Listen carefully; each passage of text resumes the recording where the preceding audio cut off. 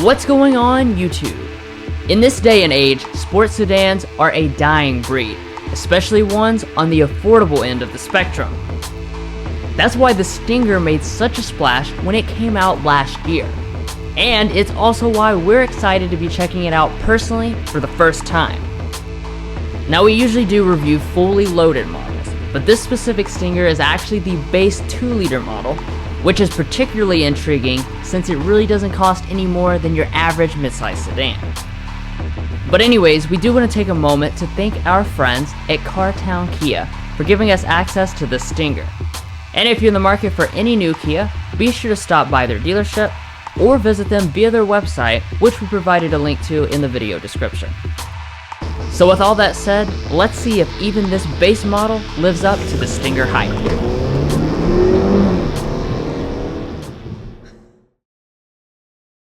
So getting started with the exterior styling, going for the 2-liter model doesn't make you sacrifice much from the GT. The Tiger Nose grille is the same except for having silver surrounds, and while the details of the lower fascia are a little less aggressive, the overall look is similar. Turning to the headlights, the base 2-liter model is the only model to come with these halogen lights. But an important change for 2019 is that the base trim can now add a package called Sun and Sound, which adds in the fully LED lights featured on all the rest of the trims. Moving on to the side, you have really nice rear drive proportions. And for some size reference, it does fit right in between the Audi A5 Sportback and the larger A7. But the real highlight of the design is that it's a sleek and sexy sportback.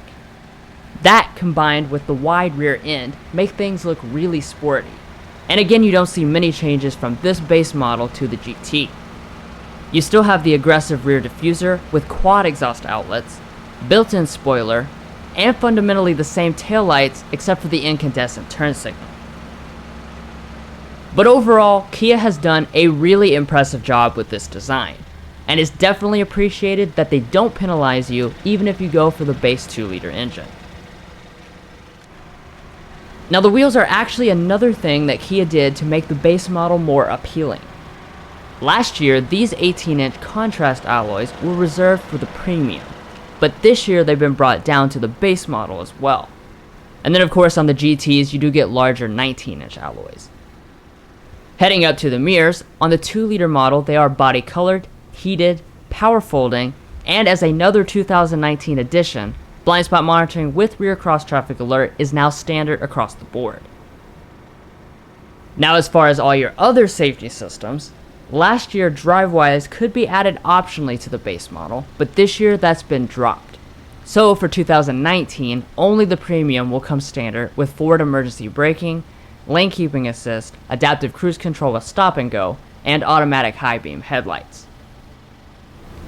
Finally, the last thing to discuss on the outside is the 15.9 gallon fuel tank, which is good for 398 miles of range from the rear drive model. Kia does recommend premium fuel, but it's not required.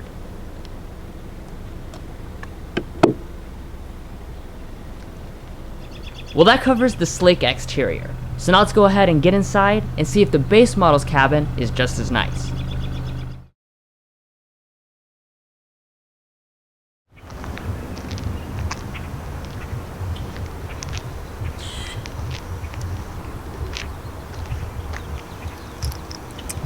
So every version of the Kia Stinger does come standard with intelligent entry, as well as Kia's brand new and really premium key fob design. As you can see, you've got your buttons over here on the side in metal, and then you've even got this nice stitched leatherette material across the rest of it.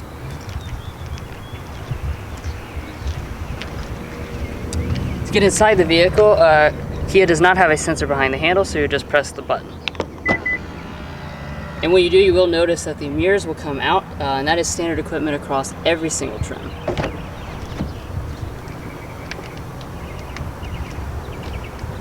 Alright, so checking out the cabin of the 2019 Stinger. As you can tell, it continues to have the very premium design. Now, as far as your colors and materials, Kia does keep it pretty simple. You will find real leather across all the 2-liter models, either in this black or a light gray. And you can get a Nappa leather, but only on the GT2. Now turning over here to your door trim, it is very nicely finished. As you can see, you've got a leatherette material all through there, as well as above it with a nice stitching detail, and it is soft touch across the top. Your front two windows are one-touch automatic as well. And then coming down here to your seat, all models do come standard with a 12-way power adjusting seat with 4-way lumbar support, which is very nice. And again, you can get 16 ways on higher end trims. And then like I was saying, this is real leather. It definitely feels very nice. I like the perforated design as well as the contrast stitching. Definitely has an attractive look, especially once again for a base model like this one is.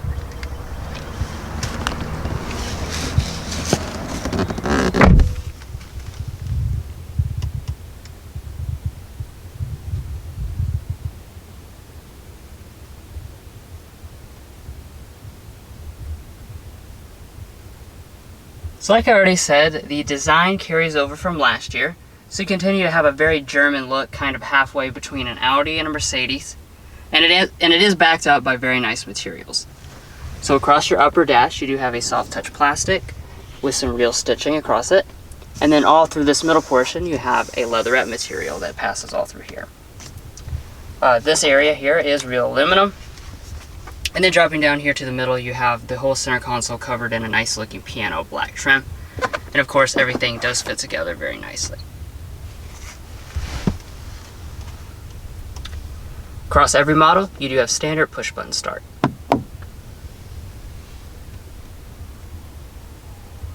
When you press it, you will see a 7-inch display fire up here on the base model, or an 8-inch display on the premium model.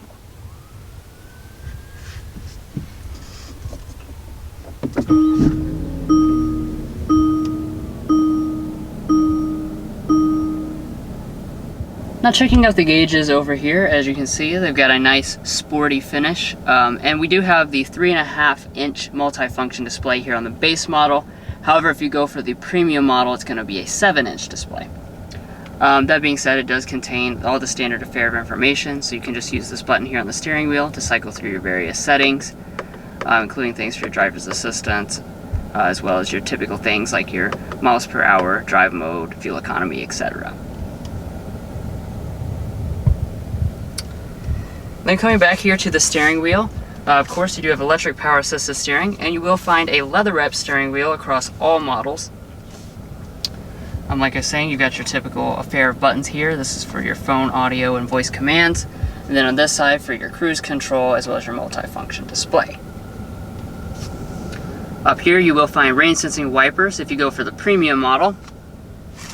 And then the wheel is always manually adjusting, and it's also heated if you go for an all-wheel drive model, either for the base or the premium. Now moving on to interior storage, like already mentioned, the Stinger is a bit bigger than most of its German luxury competition, and that does translate into having more interior storage. So starting out over here with your center console, as you can see when you open it up, it's actually very long and pretty deep. You do have a removable tray and a nice felt lining down here in the bottom as along the sides. And then you've even got another little storage bin up here in the front that would be good for holding your phone. Moving further up, you've got your 2 cup holders. You can slide this back to reveal another little storage area.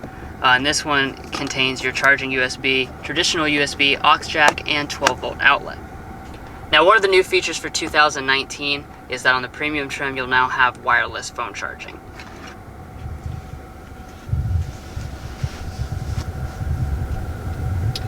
Now on the Stinger, you've actually got 2 different shifters. This is the standard shifter, however there is an electronic one when you go up for the GT2 model. So most of them are going to come with this traditional shifter. Very simple to use, you just pull back for drive. And you can bump over here to the left to shift manually right here, or via the standard silver painted paddle shifters.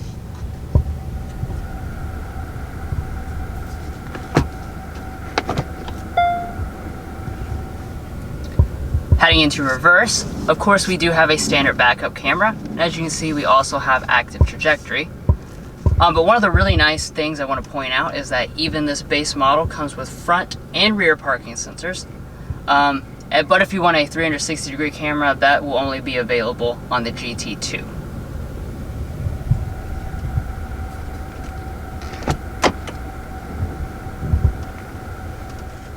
And one thing to mention back here, this area would usually contain an electronic parking brake and auto brake hold feature on all the other trims.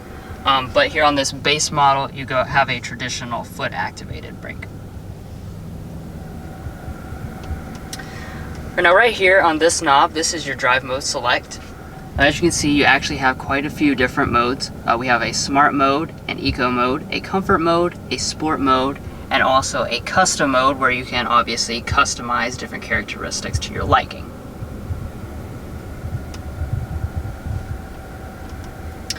Then moving back a little bit more, we have another row of buttons here. This turns on and off your standard parking sensors, your auto start stop system. And then you also have a little toggle here, controls your 3-stage heated seats that are standard equipment. And then new for 2019, the 2-liter premium model now has ventilated seats.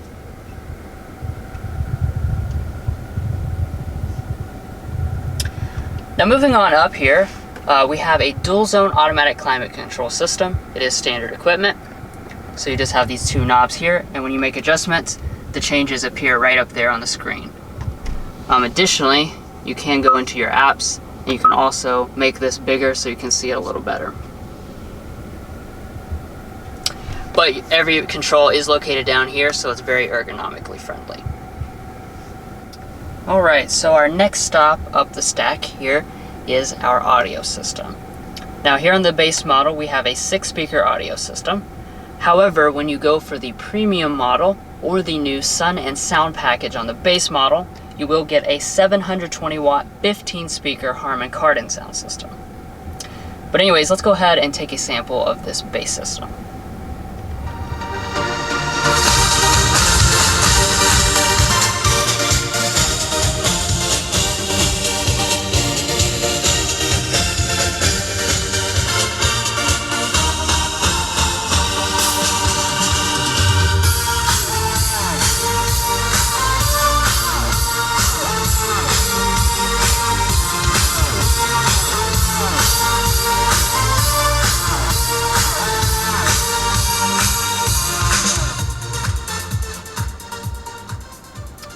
I have to say I'm really impressed by this sound system. It definitely does not sound basic.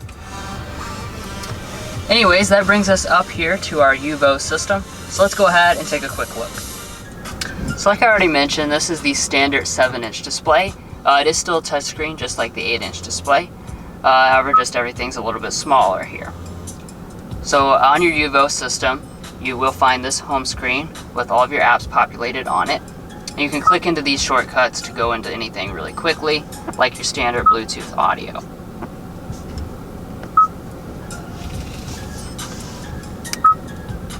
You can also go and click the apps button, and this will take you to the rest of your apps that are not displayed on the home screen. Like for instance, the standard Android Auto and Apple CarPlay. These, like I said, are standard across all the trims, even if you go for this base system without integrated navigation. Now when you get the 8-inch display on the premium trim or with the Sun and Sound package, that is going to throw in integrated navigation as well. But anyways, that's pretty much the main gist of the Kia UVO system. However, we will make a dedicated tech help video available for those of you who want to learn more. A link to that is in the video description. Now moving on up, Kia has included an auto dimming mirror across the board. However, you will need to go up to the premium trim if you want HomeLink universal remotes. And then one of the other things you'll notice is missing from this base model is a moonroof. However, that new Sun and Sound package for 2019, which is optional on the base model, that does include a moonroof as you would expect for something called Sun and Sound. It is also standard on the premium trim if you want to go for that. But overall, I have to say I am really impressed by the cabin of the Kia Stinger base. This is a vehicle, it does compete with luxury vehicles, but when you go for this base model, the price is actually a lot closer to a regular midsize sedan. So I'm really impressed by the standard features they include in here. It definitely makes it feel a lot more luxurious than something like your typical midsize sedan.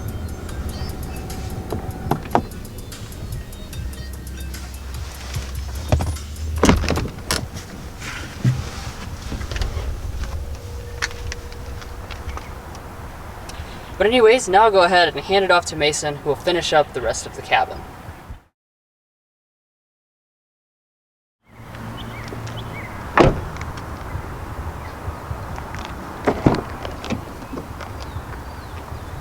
Alrighty, so checking out the Stinger's rear seat, you are going to find a very competitive amount of space, despite its sloping roofline. You'll find 36.4 inches of rear legroom and 37 inches of rear headroom, which does, for reference, place it above the Audi A5 Sportback. Now turning over here to the door trim, it is extremely nicely appointed, especially for its price point. So you have a leather wrapped area all the way through here and even goes all the way down here. The armrest is padded, and of course your window is power as well. Now down below that you do have a door storage, and turning over to the seat itself is a really nice design. It's leather wrapped and it does have perforations here in the back.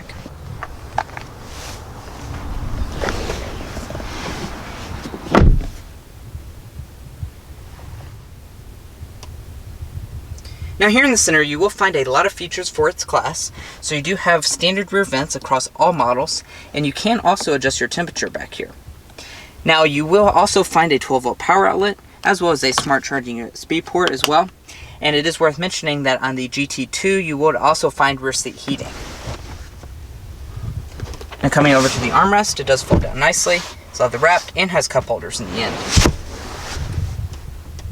Up top you have LED lighting, as well as a really premium feeling headliner and an assist grip and coat hook. And in terms of space behind your seating position, as I said, this is bigger than the A5 Sportback, and that definitely shows. So behind your seating position, I have about 7 to 8 inches of rear leg room, and my feet can easily slide up under the seat. Now with the seat scooted all the way back, it is going to be a little bit more limited in terms of space, but I do want to mention that this front seat scoots back a really long ways. But overall, the rear seat of this Stinger is an awesome place to spend time. I'm extremely impressed by the level of equipment back here, and it's also extremely comfortable and spacious.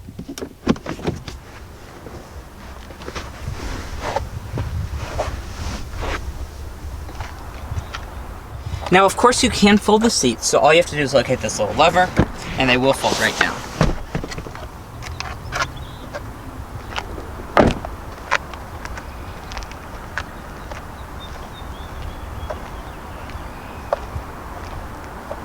Now coming around to the tailgate, it is not power on any 2-liter model, but as you go up to the higher end models, it would be power. And once inside, you are going to find a really large amount of space. This is actually one of the biggest benefits of the Stinger, so that it may look like a sedan, however it is a hatchback, and as you can tell there is tons of cargo room back here. The exact measurement is 23.2 cubic feet, which for reference does once again place it above the Audi A5 Sportback. Now, Kia didn't give a full number with the seats folded, but that is 23 cubic feet behind the seats. So as you can tell, you can fit a ton of stuff back here. And under the floor, you do have a spare tire. And Kia does finish it really nicely with some aluminum plates back here, as well as some storage areas here on the side.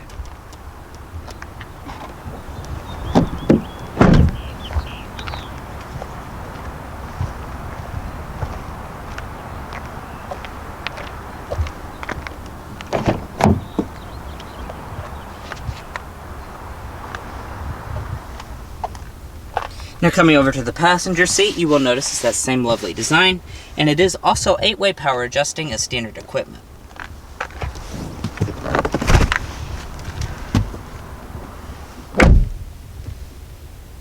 Now in front of the passenger, you do have really nice materials with padded plastic throughout all this area, and down below that, you do have a really good sized glove box, and it is also felt lined.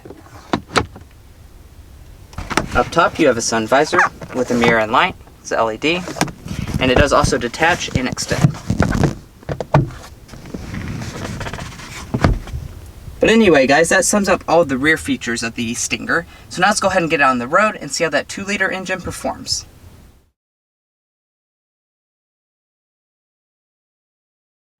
Alright, so let's go ahead and talk about this car's powertrains. So there are two different options, as we've mentioned throughout. You've got the GT, which comes with the twin-turbo V6, or you have the base engine, which is a 2-liter twin-scroll turbo, and that produces 255 horsepower and 260 pound-feet of torque. For those of you wondering, that is pretty much identical with what you get on entry-level luxury cars like the A5 Sportback. As far as the transmission, it does come with an 8-speed automatic, and you have standard rear-wheel drive or optional all-wheel drive across all of the trim levels. Finally, for your fuel economy, this base turbo engine is pretty efficient. So with rear-wheel drive like this model has, you're starting with 22 city, 29 highway, 25 combined, and then all-wheel drive drops that down by 1 mpg combined. But anyways, now let's go ahead and take it on a test drive and see if it is all it's cracked up to be.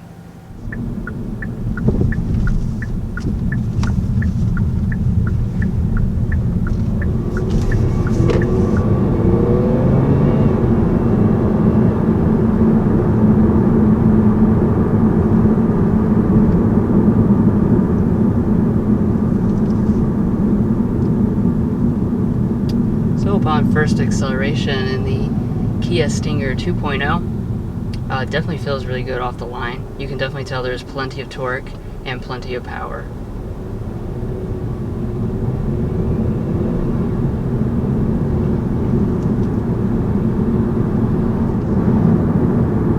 So since we're just rolling down the highway here, be a good moment to talk about the ride quality and the sound in the cabin. Definitely sounds very quiet in here. Also, it definitely feels like it's riding quite comfortably. You know, that's always a consideration when you have something that's more sport oriented.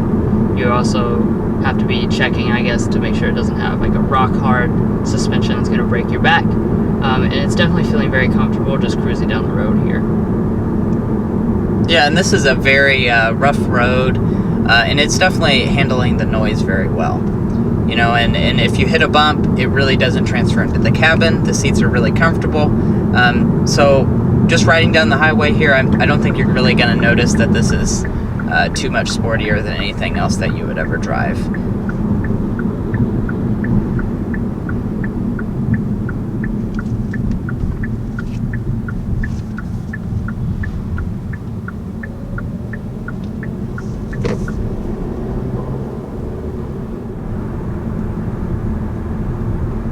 I also want to comment on how comfortable these seats are too. I hate to keep saying like for a base car, but you know, a lot of times things that will get cut from something that's on the more basic spectrum to encourage you to go up to the higher end trims, a lot of times that will be a seat. It'll be more uncomfortable, have less ways of adjustment. But here on this, you actually have quite a number of adjustments available to you, and it is, like I said, very, very comfortable. Yeah, even here on the passenger side, it has standard 8-way power adjustments.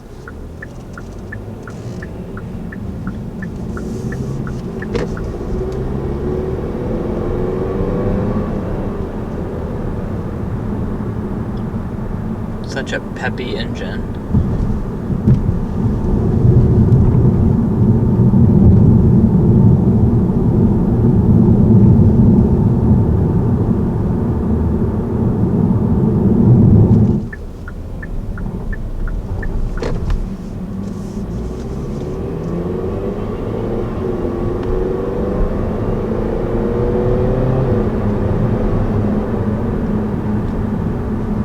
Such a smooth powertrain. Really, really impressed by how linear the power delivery is.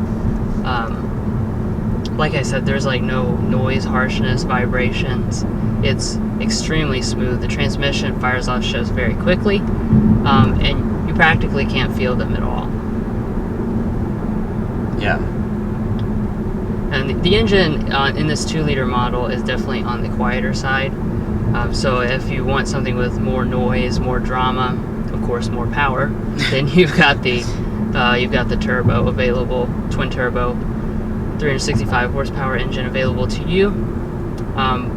But like I said, this engine here is right in line with what the German competition at the base level gives you, and it definitely feels just like the German competition, faster than you would expect from a small engine. Yeah, well, I have to say I'm very impressed by it. I figured there would be some type of shortcut in the powertrain, especially here in the base model, but it really feels quite remarkably similar to the 2-liter in the Audis, and that's something that's very impressive and awesome. That's a great compliment. Now you do have different drive modes, so in a car like this you definitely want to try out the sport mode. Also, our auto start stop disengaged here, so it'll be a good time to speak about that as well. So we'll go ahead and see how that refires. Definitely very smooth. Yeah. It would not be something that should bother you on a day-to-day basis. Alright, now we're in the sport mode, so we'll see how this goes.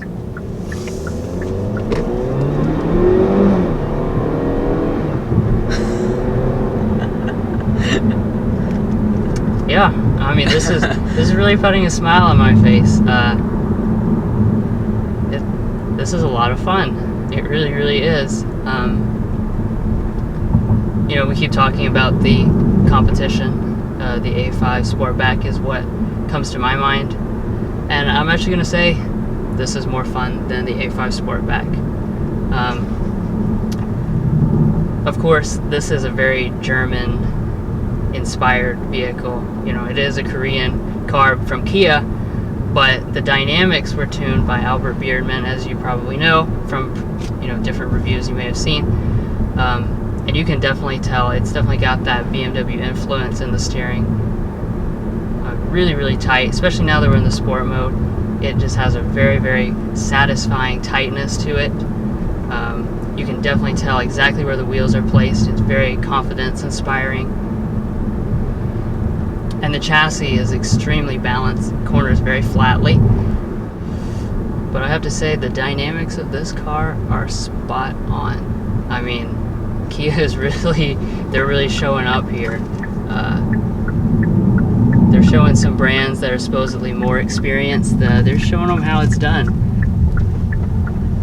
Not to throw shade or anything, but we've reviewed 2 Japanese luxury cars just back to back, really close to this, so that's what I have in mind right now. And the dynamics of this, it's definitely a more balanced and has better steering than the Q50 Red Sport or the Acura TLX. Those aren't exactly, maybe not the rivals, but they are in this similar price point when you get them equipped in a similar way.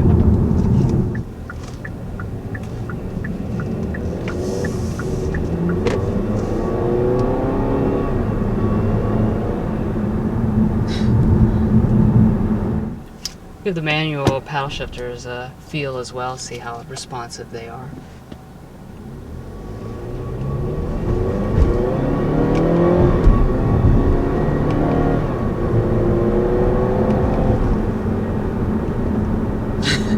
Very, very nice. A lot of times the paddles won't respond with the same quickness, that you want them to.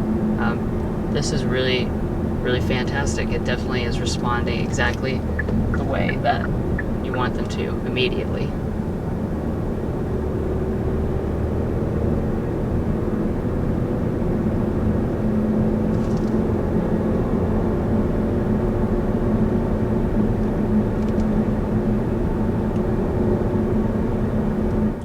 But overall, I just want to reiterate just how impressed I am.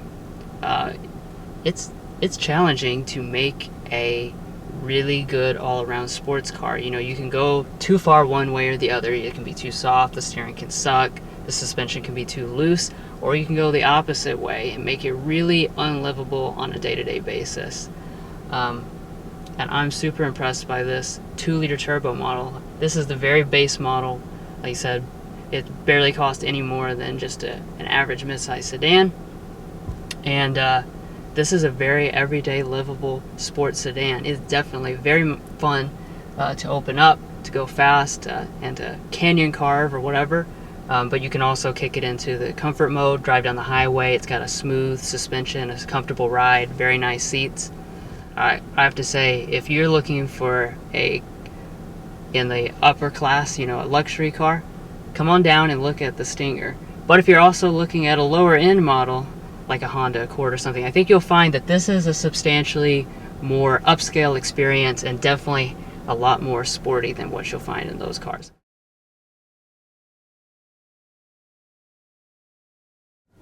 Let's discuss one of the biggest pros about the Stinger, and that is, of course, its value pricing point.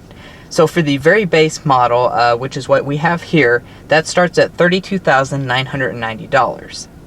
Now with the 2-liter engine, you can also add a Sun and Sound package, and that starts at $36,965. And finally, you can have the premium trim, which is the highest end 2-liter you can get, and that is $39,190. Now if you want all-wheel drive, that adds $2,200 to each trim level. And as far as how this particular model is equipped, we have actually opted for the cheapest Stinger you can get, so that's the very base model with rear-wheel drive. And then when you add in the $995 destination charge, this one's total is $33,985, which is an absolutely amazing value for what you're getting. At $33,000, you could really be cross-shopping this with like a Camry or an Accord, and it's really an awesome car. It really it exhibits a lot of luxury features and comfort, and it really is just a step above a lot of those midsize sedans.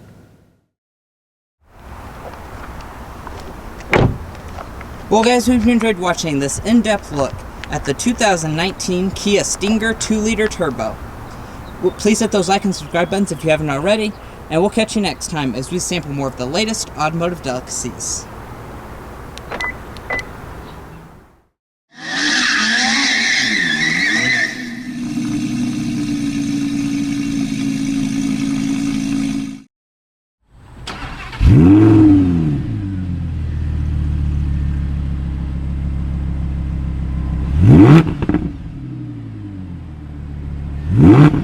Mm-hmm.